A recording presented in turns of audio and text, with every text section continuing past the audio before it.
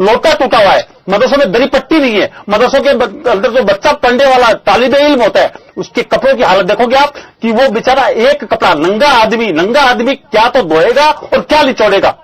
फिर आप उस को सबके दायरे में लेते हो, वहां संदिग्ध गतिविधियां नजर आ रही है आपको, वहां आतंकवाद नजर आ रहा है। मैं कहता हूं कि राजस्थान में नहीं बल्कि पूरे मुल्क में, पूरे हिंदुस्तान में मदरसों से भाईचारे का, आपसी सौहार्द का, वतन परस्ती का संदेश जाता है, न कि दूसरी तरह की। दिगर आप देखिए कोई भी आज तक का इतिहास है, जब पार्लियामेंट में क्लीन चिट हो गई, जब राजस्थान की विधानसभा में क्लीन चिट आ गई, इस बिटवीन ऐसा कौन सा तथ्य है वो उजागर करे सरकार। और मैं कहता हूं पुलिस विभाग का जो इंटेलिजेंस डिपार्टमेंट है, भाई कोई ऐसी संदिग्धता अगर आपको हुई है तो उसको जाहिर करेगा, क्यों नहीं करते जाहिर।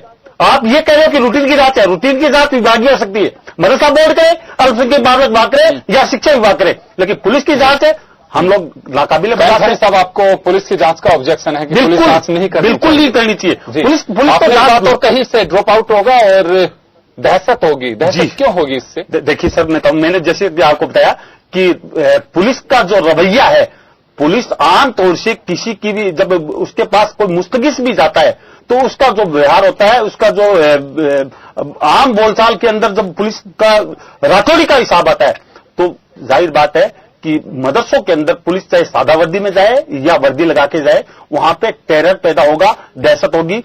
आमतौर से कभी भी देख लीजिए आप, सरकारी स्कूल में भी जब कोई पुलिस आती है या सड़क पर भी कोई पुलिस का आदमी नजर आता है तो आम आदमी सहमा सा डरा सा महसूस करता है, क्योंकि हमें सुरक्षा की भी चाहत है। हम चाहते हैं कि इस मुल्क के बासिंदे हैं। और राजस्थान के अंदर मैं बताऊं को किले तकवा को, राजस्थान के अंदर बड़ा अमन चैन है, या सौहार्द का माहौल है, या हिंदू मुस्लिम भाईचारा रहते हैं। और भाषा सियासत की बात, वोट बैंक की राजनीति आप करें, आप जाने जब कांग्रेस सरकार ने को गलतियां की है तो भारतीय जनता पार्टी को वोट मुसलमान भी देते हैं। यहां 9% पॉपुलेशन है और राजस्थान के अंदर 16 कांग्रेस के पूर्व विधायकों को जब हम लोग घरों में बिठा सकते हैं, उनको सत्ता से दूर कर सकते हैं, तो भारतीय जनता पार्टी की वसुंधरा जी को भी यह सोच लेना चाहिए, यह नशा उतार देना चाहिए कि अगर मुसलमान पलट गया, मुसलमान भी सियासत में आ गया तो आपको टिकने नहीं देगा।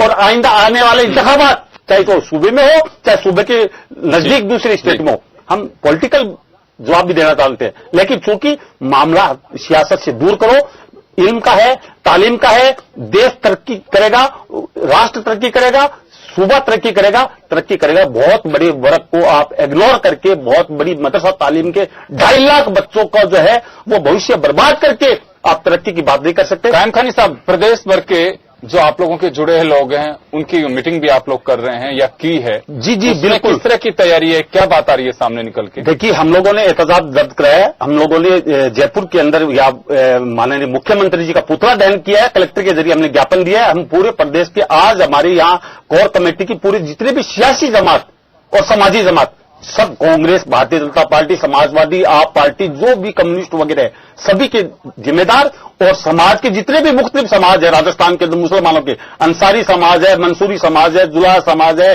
सिंधी मुस्लिम समाज है, मेवाती समाज है, कायम खानी समाज है, 36 की 36 कौम के जिम्मेदार आज यहां जमा होंगे। रात को हमारी 9 बजे बैठक होगी। बैठक में आगामी रणनीति तय की जाएगी और रणनीति क्लियर है। हम एक ही मांग करते हैं, 1 पॉइंट मांग है, रोल बैक। सरकार पुलिस की जो जांच है उसके आदेश को वापस ले जी।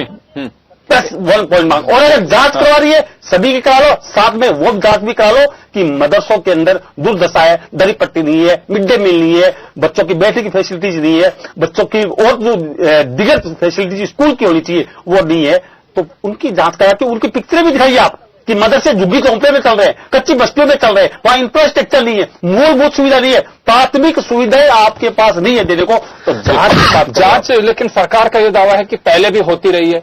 क्या पुलिस जांच हुई है पहले? बिल्कुल हुई है जांच, पुलिस जांच हुई है, क्या जांच हुई है, लेकिन उसमें क्लीन चिट मिल चुकी है। नॉट ओनली राजस्थान, तो आपका ऑब्जेक्शन है पहले क्लीन चिट मिल चुकी है तो आप किस बात की जांच कराना चाह रहे हैं? बिल्कुल, इस बिटवीन क्या है इसका? लेकिन पहले जब जांच हुई है तो इस पर किस तरह का ऑब्जेक्शन नहीं हुआ, तो अभी वर्तमान में जांच हो रही है तो इस पर ऑब्जेक्शन क्यों होना चाहिए? देखिए, जब पहले जांच के बाद में जब क्लीन चिट मिल चुकी है, क्लीन चिट मिलने के बाद में अगर दोबारा जांच करो, गलत है। अरे भाई, कोई मुलजिम होता है या कोई और कोई संदिग्ध गतिविधि होती है, उसकी एक बार पहले जो जांच हुई कायम खानी साहब, उसमें किसी तरह का हैरेसमेंट किया गया किसी को कि भाई परेशान किया जा रहा हो या तो अब आपको ऐसा क्यों डर लग रहा है कि अब जो जांच होगी उसमें भी, या फिर ये माना जाता है कि राजनीतिक हथकंडे हैं, बार बार ये तो जांच होती रहेगी तो इससे बच्चों में गलत प्रभाव पड़ता है? क्या मानना क्या आपका? देखिए, हम सियासत से दूर करते हैं। हमें ना भारतीय जनता पार्टी का डर लगता है, ना कांग्रेस का डर लगता है, ना किसी दिग्गज सियासी पार्टियों का डर लगता है, क्योंकि हम भी आम शहरी है, हम भी उस मुल्क के बासिंदे हैं, हम लोग यहाँ के आम नागरिक है।